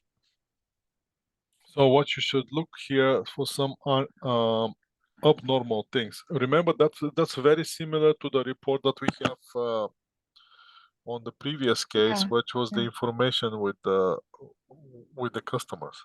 Yes, I remember Right. that. So now the question is what we have to look for, and can we easily come up with those ideas? Yeah. Because you don't want to lose too much time here. Number of Yeah. increase in May from 60 to 63. So the 63 should be in August will again increase from 63 to 65. Yeah. So what we have to do with the store manager discuss, if there's more employees started to the number, identify those new employee, examine the approval to add a new employee, go and chase their hourly contract, time cards, anything that you can come up with. Mhm. And make sure that the pay agree with the employee card, and you can go one step further from the previous that we have, chase the payment actually was to that particular employee. Mhm. Number of employee decreased from 65 to 63. Termination vouching paperwork to approve the termination. If your last pay, is it like appropriate to terminate the employee? Did we issue the ROE form? Now I can even come up with some my own procedures. Does it have to Mhm. be only those one? No. You just go check the was it correctly calculated, which was correctly vacation paid, anything that you now thinking when the employee is over, is gone. What we have to do? We have to paid out the vacation. We have to calculate the hours. If there's some adjustments, we have to make those adjustments. If there's any, we have to issue ROE form. Is the Mhm. information ROE form correct? Because that's going to trigger, if it's not correct, that's going to bounce back as a audit from the government, which we don't want to have. Mhm. Average hours per week per employee, that was the January ranged from 20, and we have 2 months over 40 and 1 month with 11. So with the 2 months over 40 hours, 1 procedures in April, December, and the 1 month July with the lower, separate procedures. Average hourly rate is 14.2, and we have this 14.65, which is below the average of 15. Discuss why is that. The June net pay was 61% of the gross pay, where in July was 90% of the gross pay. So you see, every time when you see some discrepancy in the numbers, so for example, let's go back to this report on page 80. You're chasing here, Mhm. 61, that comes. Then you're chasing here, 1465 comes. 11, too high. 46, 45, too high. Now, from 60 go to 63, and then from 65 goes back to 63. Mhm. Now you have here 160 to 63, 60 to 65, and then going back. So the question is, can you identify the increase in the normal employee? And for those increase of the numbers, is the hiring procedures being followed? Are those legit hiring? And when the number decrease, was the procedures of the termination of the employee followed? Mhm. What was the reason for termination? Or is everything which has to be done of the termination has been done? Mhm. Now the percentage you can question here is 61 on the lower side, and in July 90% is the highest one, Mhm. right? Yeah. That's for the wage report. Now with the lease agreement here, you have the lease agreement and self-check checkout process. So let's go back to the answer, and that's 138, I believe, should be somewhere. Yes. So this one, 90, 80%, and that's about it. Yeah. Next one, discuss the various reporting options available and the procedures that will be performed annual statement. Again, procedures, right? Obviously, the procedures is something that they're going to throw you over and over and over and over again. Yeah. Right. Obviously, when you have the financial reporting issues, you have to come up with the procedures on those specific financial reporting issues. If you have some other something which coming in the exhibit, last time was information of the employee, not the employee, the customer's information. This time is employee payroll. Yeah. And there was another procedures last time or something. Now we have procedures under the reporting options and related to that gross sales. So you have to come up, a landlord require independent verification annual statement of the gross sales for the 3 store locations. For that reason, what kind of report we can have? Special consider audit is a single financial statement, specific element, accounting item financial statements. This report is addressed, blah, blah, blah. This will be, now this one will be specific, very specific. So that's why you have to have knowledge on the special reporting. Mhm. Yes. And then you can come up with the different reports that you can consider. Another report, engagement to review historical financial statements, and then report resulting applying a specific audit procedure to the financial information and financial statements. Yeah. And then we're gonna go with the audit procedures under each of those reports. Yeah. Now, do we discussing the reports here, right? One possible report, second, third, and then we have to come up. It's unclear what means by verification whether assurance is required. CMA receiving rental revenue based on the statement, so the landlord unlikely to be satisfied with the with no opinion or with a limited assurance. Therefore, they're likely to assist the report. However, I recommend to confirm whether the section report might be sufficient for its needs, which is likely reduce the cost. So once you do the identification of the proper report analysis, why this report is appropriate, conclusion, you have to make a recommendation. Which one to choose. And then you're gonna go to the audit procedures.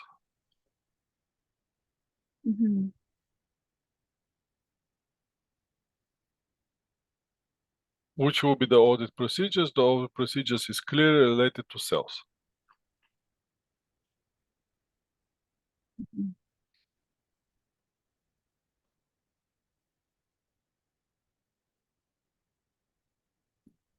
Next thing will be the candidate discuss the weaknesses in internal control for the new self-checkouts and make recommendations for improvement. At least here we don't have to do procedures, right? Yeah. That's a good thing. Yeah. But as you saw, the self-checkout affected our audit approach, correct? Mhm. Now we're coming and discussing weaknesses and recommendation for improvements. What's the weak? So here we have to follow this format. How we can find those weaknesses and recommendation. Let's see ways that report for us. Self-checkout procedures. That's on page 81. First one, overriding weight check. So the September 20th started using the self-checkout system in those of the corporate-owned stores. Our attendant is assigned, or the one attendant assigned to all 4 checkouts. To assist with the problems and to ensure customers are following the prompt correctly. The attendant has a personalized card that allows access to the system. The question is one person sufficiently enough for 4 checkouts? I would say no, especially when the first time we're implementing the system. Maybe after 6 months, yes, one might be sufficient, but not in the beginning. So Yeah. let's see. The customer scan the item, then puts it in the bag that sits in the weighted scale. The system reads the universal product code and accesses the price and weight per unit from the database. If there's no UPS, the sticker on the item has the code to enter by the customer. For items such as stickers, usually item charged by weight, the customer puts them on the scanner, which has a weight scale, and the system calculates the price per change based on the weighted database. If there's no UPC, which is the universal product code, or sticker, the customer asks to assist. The customer asks to us for assistance, and the attendant input the product code. Do you see anything new that you don't already know from your experience when you're using self-checkout?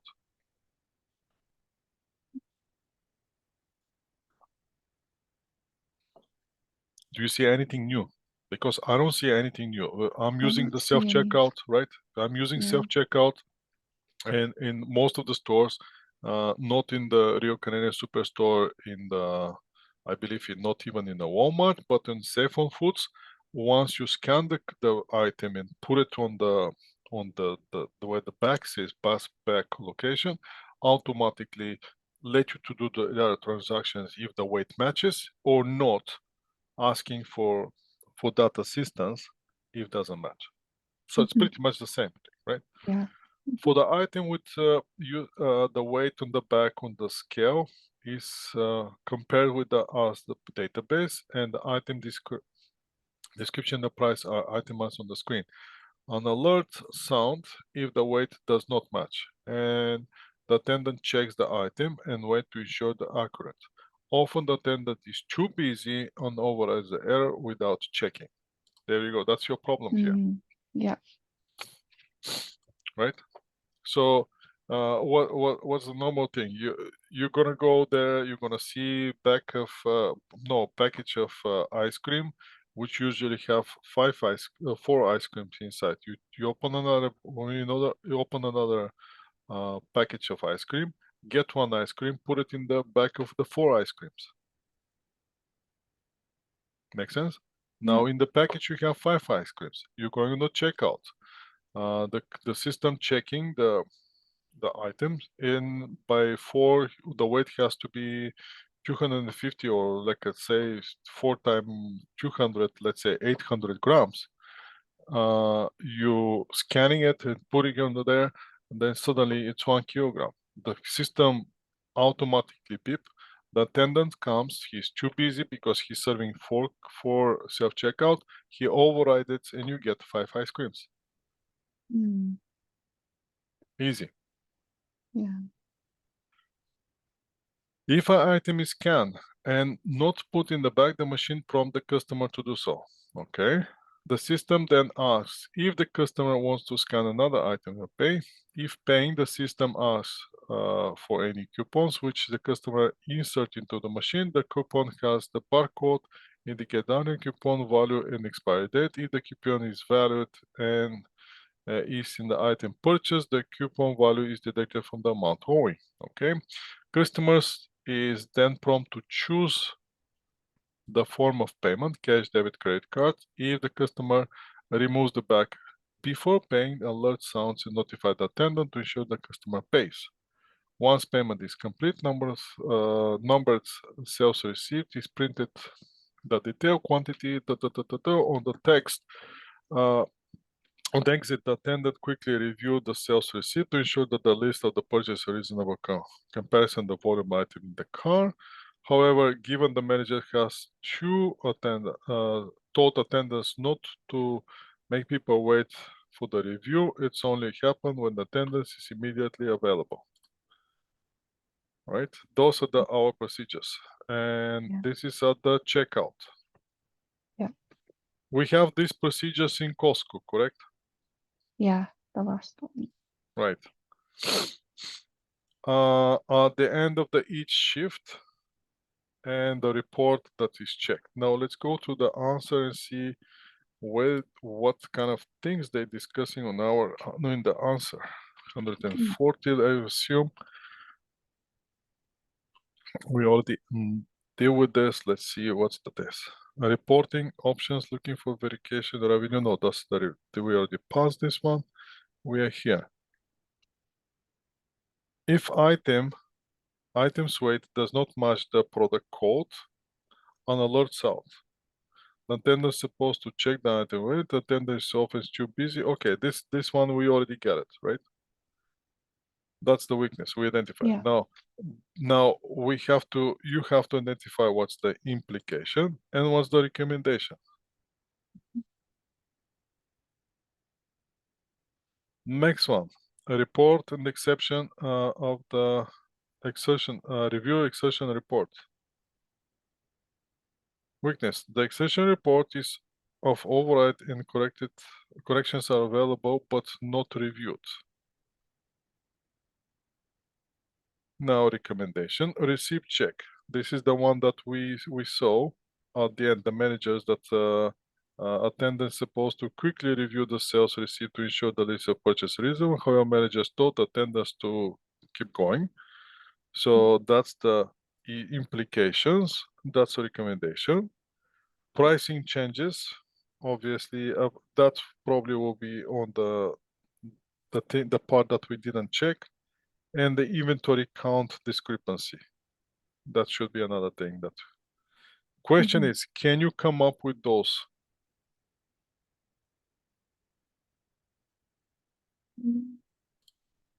Let's go back to page 82. So self-checkout, the attendants take the cash and the coupons from the four self-checkout to the back office.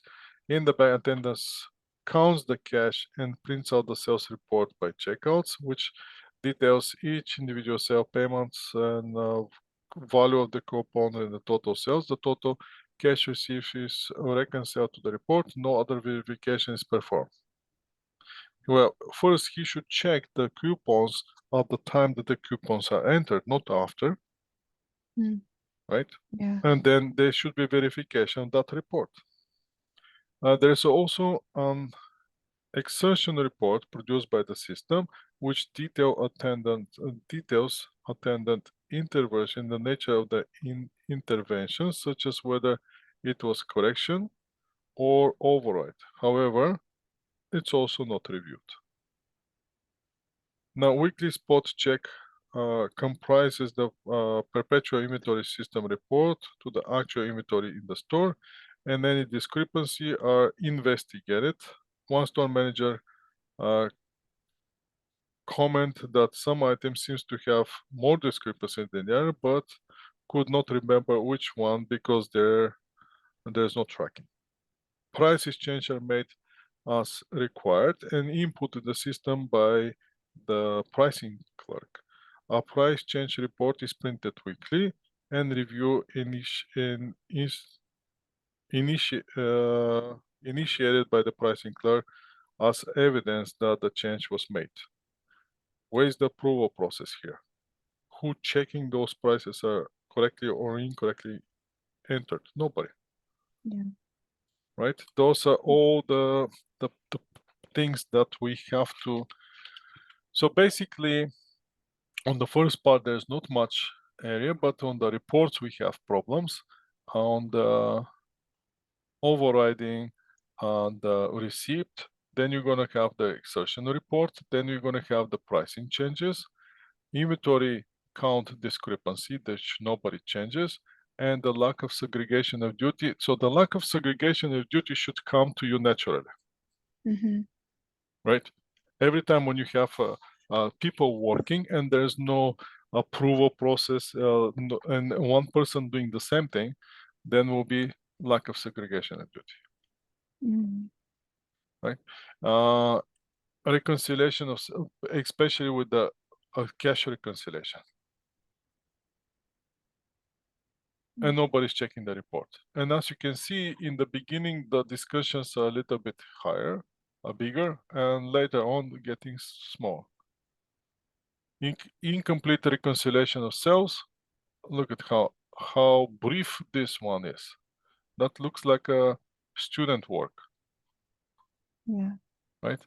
In the beginning is very extensive, very explicit. Towards the end, I'm already exhausted. I just gonna put one line and that's it. Leave me alone. Right? That's where I don't want to be. That's why I want you to start with the audit first. Okay. Right? And the last one left is, I believe this is the last one, candidate document and perform audit work required in response to the information represented on the disclosure document. What's that? Disclosure doc has prepared disclosure document potential franchise that include the audit financial statements. Where is that disclosure document? Let me find it quickly. Yes, that's page 83. Let's see if that's the 83 page, actually. Yes. That's the disclosure documents. Based on these disclosure documents, we have to come up with some, not this one.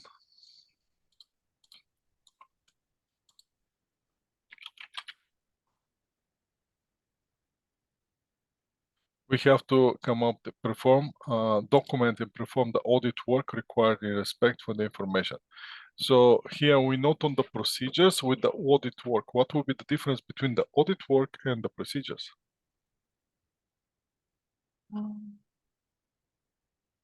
So prepare consolidated document of potential franchises included. Has asked for consent to include the CRAFORD audit report and disclosure documents. This means the CRAFORD is associated with the document.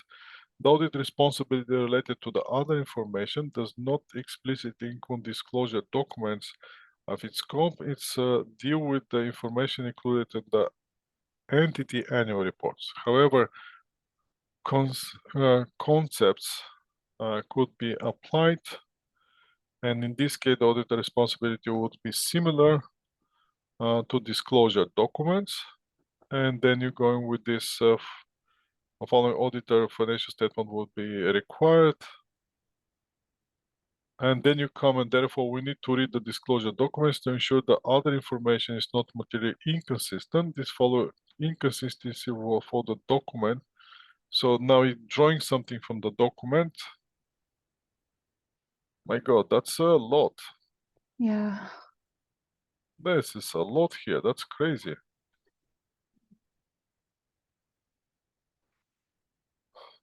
However, everything comes from this document, directly from the document, page 83. So watch this, what's happened with us.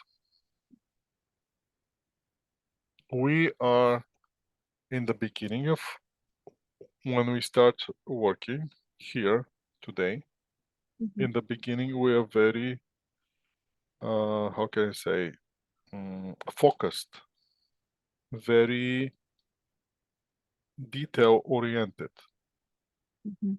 towards some point we start losing that detailness and everything. Mhm. That's what you should expect to happen to you on the exam, Right. right? So now the question is, by knowing what's going to happen, what can we do? With assurance. Right? No, we're definitely going to start with assurance. The thing is, your brain is not going to be on the high efficiency through the entire time. And as you can see, in the beginning, you're going to be way efficient. And at some point, you're going to start losing. And then, but now we have to do something to start giving big times good answers again. Mhm. What will be that? Now, what will be that? Food, energy bar, Mm. anything like that. Anything that's going to help you to remain focused. Because I don't want you to lose the concentration on the very last item on your assurance, knowing that this is the last one. I already did good on the other one. I shouldn't be doing good on this one. Yeah.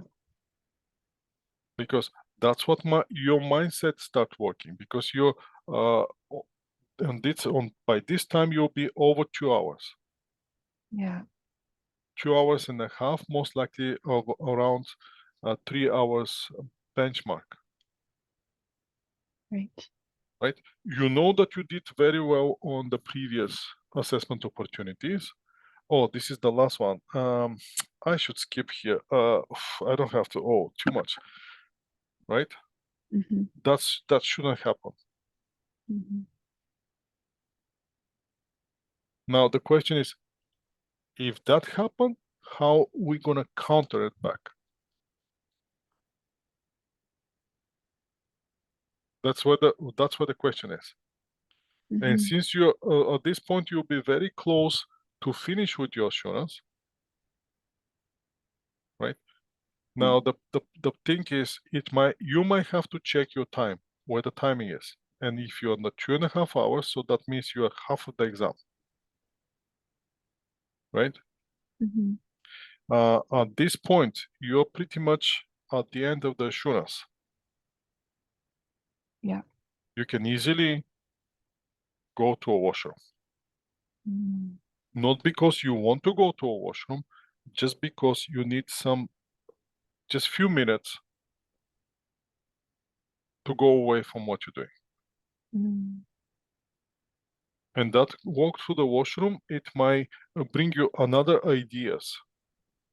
Mm. Because don't forget, you're not looking at the case, but your brain is still working, Yeah. right? By staying away from something, not look at it, sometimes you may see other things, Yeah. For sure. right? So Yeah. that's why using the break and going to washroom, it might not be a bad idea at this point, I agree. right? Just to give you some break for the brain, just relax a little bit, go there, splash some cold water on your face, because the cold water is the one that's gonna wake you up, Yeah. make you focus again, go back and keep going. A good idea.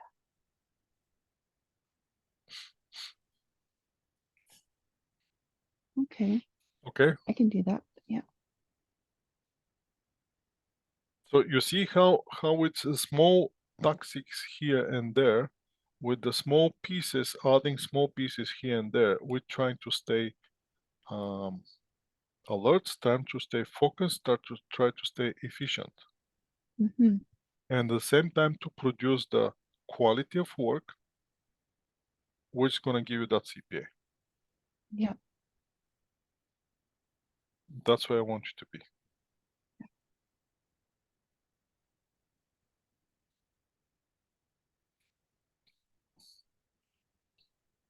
So on this last thing, the grocery store chain specialized in the locally supplies, freshly prepared, hot, cold foods currently, Stew franchise store focusing on fresh and whole foods. The company differentiates itself from the other competitors by showing 60% over locally sourced and only 50% are perishable product are organic. Audited 2020 results, which are attached,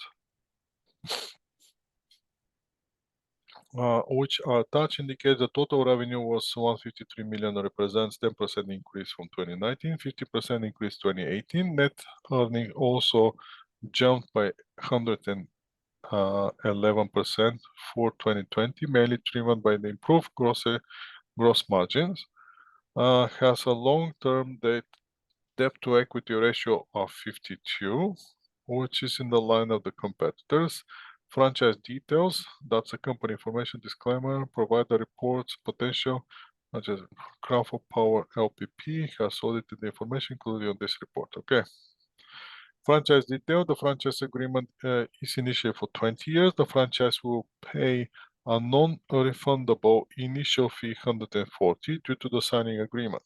So that's where you're coming with the idea that $140,000, which you're paying for the non-refundable fee at the beginning of the franchise, that's not revenue. Because it's for 20 years, right? Ongoing, franchise will pay a monthly royalty fee of 3 of the gross sales for the right of use of the brand name. That's why we're focusing on the sales. Make sense? That's why we need that sales. That's why we're so into that sales report, not for other reason, because they're going to pay us 3% of the gross sales. So what will be their intention? Their intention is to reduce the sales. Right. Yeah. I don't want to show sales. In the first 12 months of operation, e-franchise average net earning of 40,000 after the deducting of the owner's salary. So let's go now to see what they come up with. 153, I believe, should be somewhere. Ask, so the specifically outlines, so now since they're chasing the sales, including all the financial statements, the asker to consist Crawford audit report disclosure document. It means Crawford associated with the documents. We already covered this.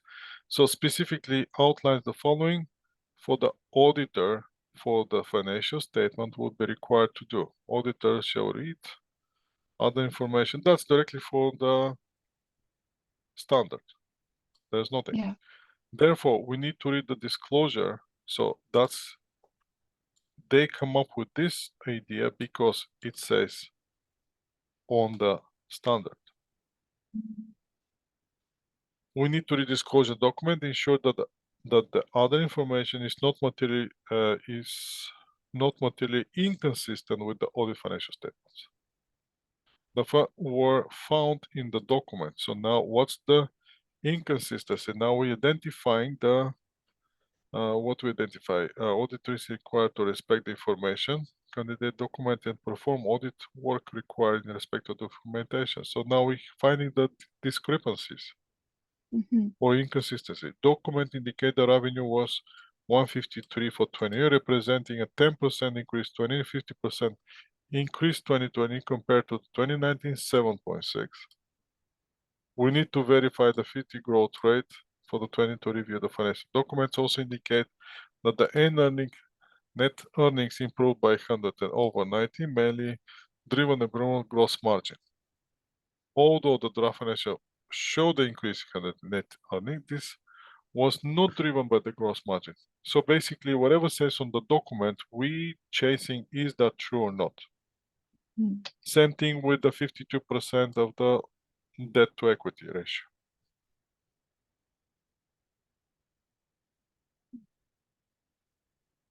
So this is the only thing, the only sentence, watch this. This is in this paragraph on this section. This is the only sentence that's related to financial reporting issues. Right. But as you can see, we're not questioning those ones. We're not including those adjustments in our calculations here. Mm, Our calculations here based on the financial reports, which are already given, not on the financial reports with the adjustments. mhm. Make sense? Yeah. So with those 3 paragraphs, you already pass. Mm, I see. So we also need to ensure that there's no material inconsistency. So we're chasing that disclosure document, other information not material inconsistent audit with the audit financial statements. And then we go chasing the inconsistent between information and what the auditor knowledge of is gained from the audit. Franchises have been with the company since January 2020. However, the new franchise did not sign the franchise agreement until July. So, okay, so this is more like any other information not related to financial statements. Mhm, First one is related to financial statements.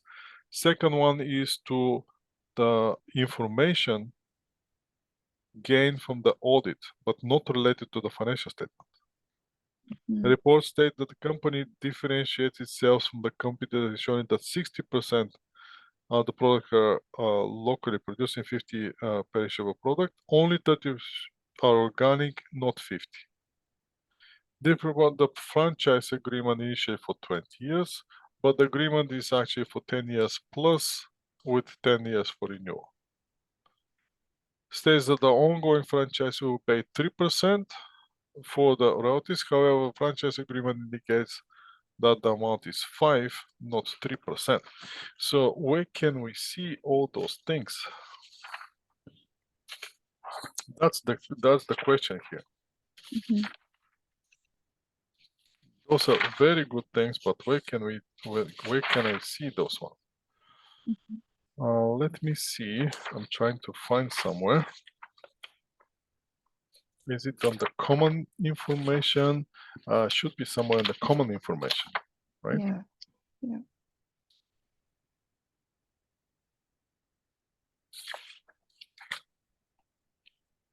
In the background information, we have those perishable, non-perishable.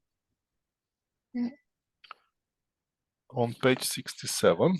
So if we go back to page 67, we're gonna see this. On the 30% of perishable, the price is, where is the royalty? T, page 74.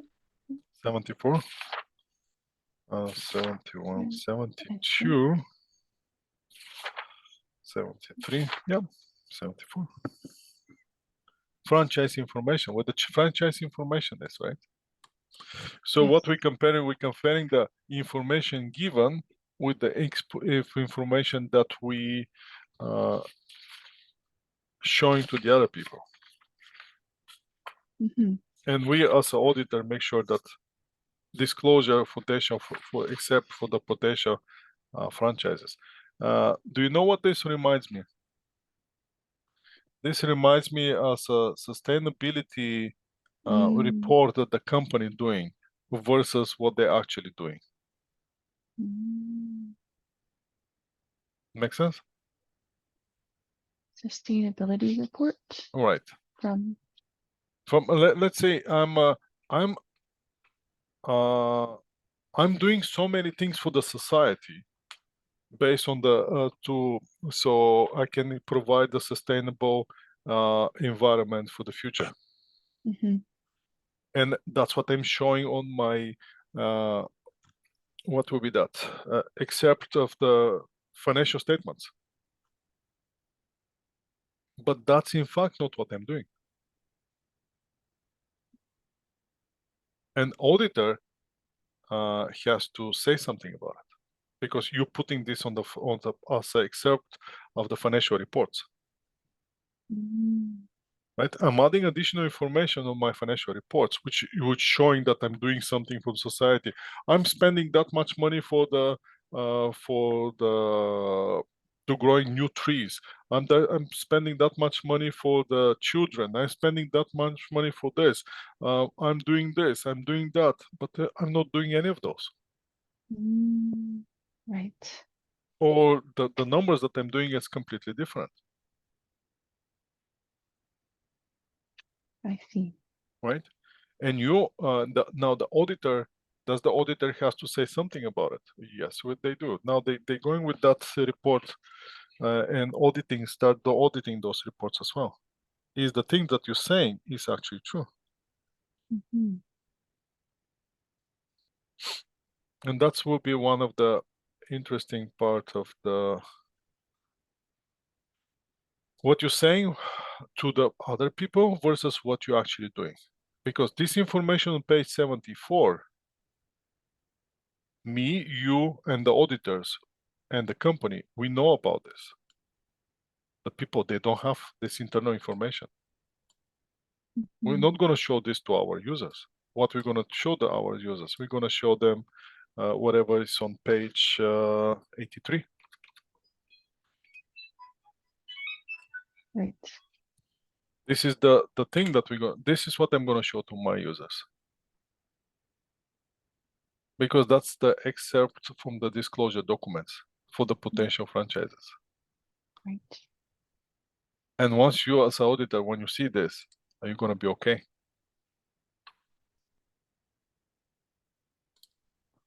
That's the question. Mhm.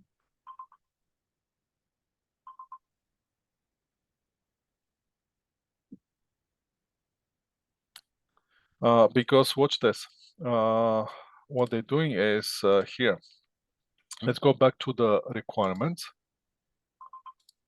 That's going to give us idea. Watch this on the requirements. Okay. Says has prepared disclosure document for potential franchises, which will include the auditing financial statements. It should be which will be included, which will include the audited financial. So actually, I have prepared financial documents for potential franchises, which will include the audited financial statements. So I'm going to include the audited financial statements, and I'm going to give you this one as well. Now they asked for the consent to include the audit report in the disclosure document. Now, given that the clone will be associated with the disclosure document, you see how they're going. That's a very interesting approach.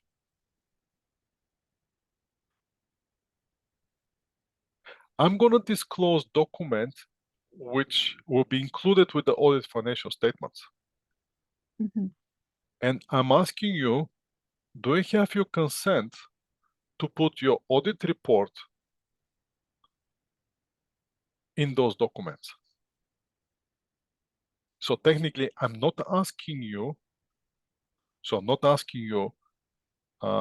is it okay for you to put that additional information to the audit report? I'm asking you, is it okay to put the audit report with that additional information? Without telling you what's on on that information. Make sense? Yes. So now the question is, okay, and I'm not even asking you to comment on those numbers that I'm putting with that disclosure document. I'm just simply asking you, hey, I'm gonna do this disclosure document. However, do I have your consent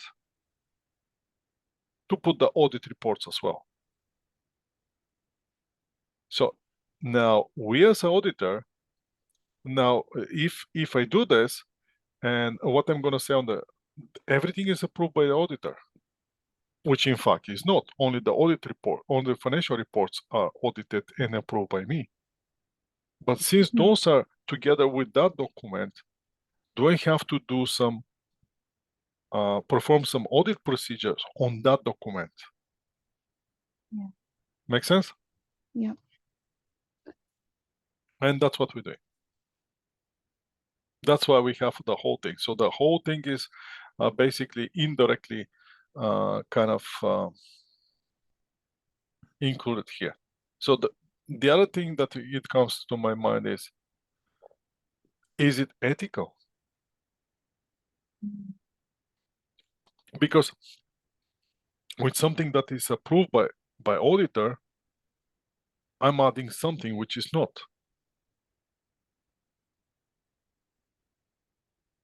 But I'm also including the audited financial statements. That's interesting twist. I never see anything before. I never thought about this. Mm.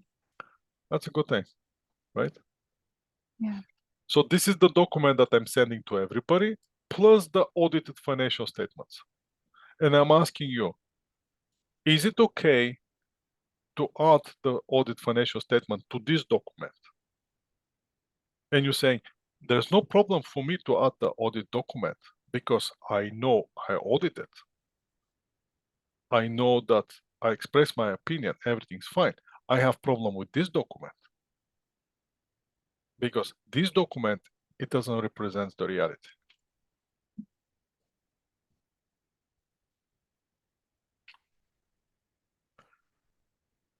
Interesting. Okay, Yeah. so that's something that goes now beyond the audit, Mhm. but it's still part of the audit. Mhm. Okay. Yep.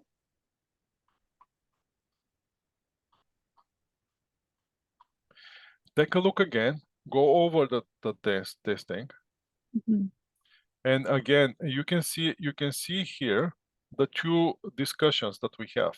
If you want to put it this way, in order to process it, I'll go, this is quantitative discussion based on the financial knowledge. This is qualitative discussion, but still have numbers here, but based on some kind of additional information, Are you right? looking? Which page are you looking at? Oh, sorry, I'm Oh. not sharing my screen. Oh, it's okay. How selfish of me. I'm sharing this one. So here, Oh. on the report, on the answer, right? Mhm. This part you can think of, okay, that's a quantitative, which is based on the audited financial statements, Mhm. right? I'm audit your statements. I'm fine with the numbers, but even though you're not using those statements in your calculations, you come up with the numbers that I have no idea what you come up with. You're showing Mhm. one ratio where the ratio is different, or you're showing one increase of the profit, which profit doesn't increase with that one. And the other thing is from the basic information that the general knowledge that I gain from the audit, you're also saying things that are not true, Mhm. right? If the auditor identifies the materiality inconsistency appear to exist, become aware, the auditor shall discuss the matter with the management and, if necessary, perform the procedures to conclude whether the material misstatement of the other information exists, material misstatement of the financial statement exists, and the auditor understands that the entity and its environment need to be updated. Auditor's understanding of the entity and environment need to be updated. Based on we believe the presence of material misstatement on the other information. So every time when they ask you for this, definitely there should be thing. And the auditor report should include the separate section of the other information. So that's extract from the standards, and that's how we finish. There is no conclusion, no recommendation at the end of this.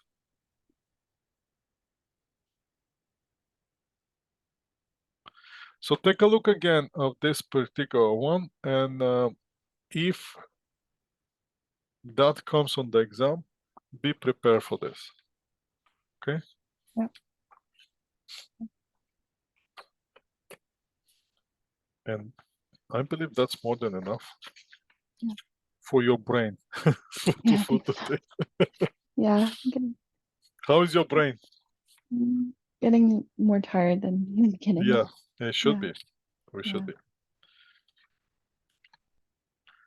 Okay. I did have another question about if you had any recommendations on how much time I should take off What do you mean? from work From work? to study. Well, that's listen this on that Mhm. since that's a very specific question that you're Mhm. asking me, and you expect a very specific answer from me. Mm. My answer will not be that specific, but that answer is gonna come from the point how you're gonna feel about all this thing by the end of March. Right. Because you don't want to make that decisions too early, Mhm. because probably the company asks you, and Yeah. at the same time you don't want to make that decisions too late. Yeah. Right. So it has to be in once you say it, that's how much you're gonna take. They won't be able to. They're gonna let you change that time. Correct. Okay. Yeah.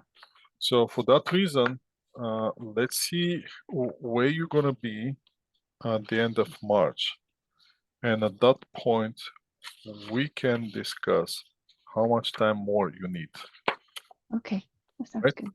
Yeah. So if you do your diligence and if you actually do the follow up on what we're doing here Mhm. and stay current and process the information, learn from the information, I don't expect you to have to need that much time, because the only thing is you have to maintain the knowledge.